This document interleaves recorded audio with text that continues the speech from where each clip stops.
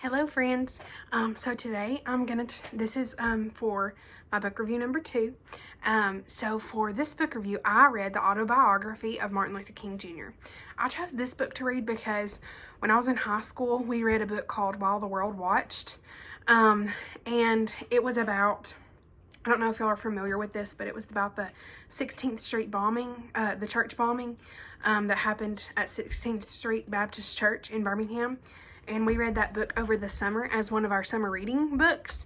And I remember I remember reading this story, and this is such a weird memory to talk about, but I remember reading it while I was on the beach with my best friend over the summer. And I remember just crying because it's such a heartstrings puller story. And I felt like that was just of such an interesting time for me to read about. So I really enjoy reading first-hand accounts from history in general. So I knew that I wanted to choose something like that. And I knew that I had read bits and pieces of Martin Luther King Jr.'s autobiography throughout school, but I really hadn't read the whole thing. So this is the book I chose. And here's the cover. And I read this book from cover to cover, every single word. I also listened along as I read on my audiobook, like I had talked about before, because I talked about in my other video that I love listening to a story as I'm reading it on the pages, because it kind of helps me keep my mind from wandering. Anyways, this story was a really good, this book was a really good, layout from the early years of Martin Luther King Jr.'s life till the very end, until, all the things going on from, right before his assassination and all that. So it really did lay it out in a good light, and it was easy to read and follow along with and understand what was going on during those times. I was able to make connections from other things that I had read, like I had mentioned, While the World Watched, to the same time period and what was going on in different places. Sorry, my phone's about to die. But I really enjoyed reading Martin Luther King Jr.'s words that Claiborne Carson had put together for him. And if you didn't know, he didn't actually write his autobiography.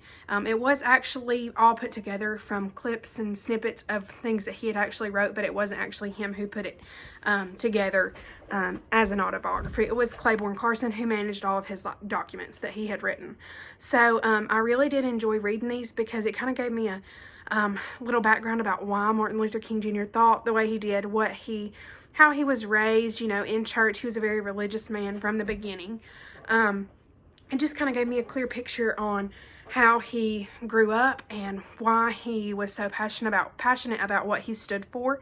And it was really interesting to read. So I do really love teaching from first-hand accounts, because it's just a lot more than, for me, it's more meaningful instruction. The kids are learning from what somebody actually said than when they were going through these things. So I love reading snippets of first-hand accounts throughout history in the classroom, even as low as like 1st, 2nd, and 3rd, 4th grade, the elementary grades. So I don't think that this would be a book to necessarily read with your 4th graders, but I think that it would be a good book to pull things from, so that they could see, hear, and really understand who Martin Luther King Jr. was, why he was fighting for the things he was fighting for, what he believed in, from his core values all the way down when he was in his early childhood. There's one part of the book that says something that made me so angry, and it tells a story about when he was younger, something that triggered him so bad to make him feel, that equal rights and civil rights were an important thing for him to be fighting for. So it just kind of goes all the way back to his childhood, and I really enjoyed that aspect of it.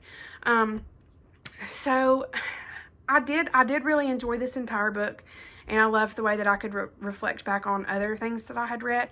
So I would recommend this book to others, especially teachers who, if you're a teacher and you're teaching, say, 4th grade Alabama history, and you haven't read this story, when it comes upon time to teach about civil rights, this would be a very beneficial book for you to have already had under your belt.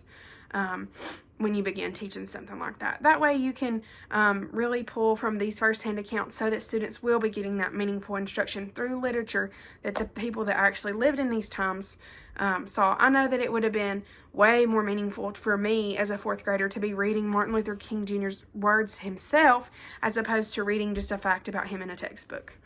It's just kind of more personable, and you get to actually read and feel and hear the way these people are saying. And like, even like if you pulled it up and let them listen to Martin Luther King Jr. give his I Have a Dream speech and then read some different quotes. The lesson that I created was a 4th grade lesson, and mine was, it pulled from the standard. Let me go back and get it.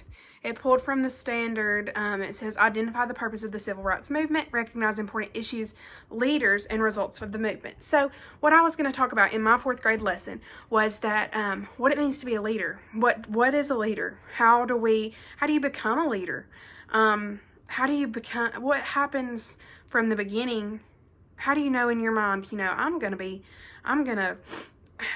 to do this and this and this, and I'm going to fight for this and this and this. How does that, come about? So we could talk about how Martin Luther King Jr., really started from a young age, as far as religious and political views. His social views, started to form from such a young age. So that's kind of the thing that I was leading toward in my lesson to talk about. In my 4th grade lesson, we would, introduce what it means to be a leader. What is a leader? We would introduce those kind of questions and talk about them. Think, pair, share. I use think, pair, share a lot. I know that's hard right now because of COVID, especially in the younger classrooms. It's hard to keep them, socially distanced, but able to interact with each other. But think, pair, share is a really good thing for these kids to be doing, so that they can read what they're seeing, hear what they're listening to, and think about it in their head and make meaning out of it, as opposed to just reading something out of a textbook and saying, Martin Luther King Jr. did this and this and this. We really want to think about why he did those things, why he said those things, why he felt and thought those things. And I think this is a really good book to incorporate into a lesson like that. So a civil rights lesson, that's an easy one to pull from this book from. So anyways, I hope y'all all enjoyed reading your books for your second review, and I can't wait to hear about the books that y'all read, and I hope that y'all learned something from what I did. And I'm also going to, when I finish my lesson plan, I'll attach it to my discussion board so y'all can see. Thanks for listening.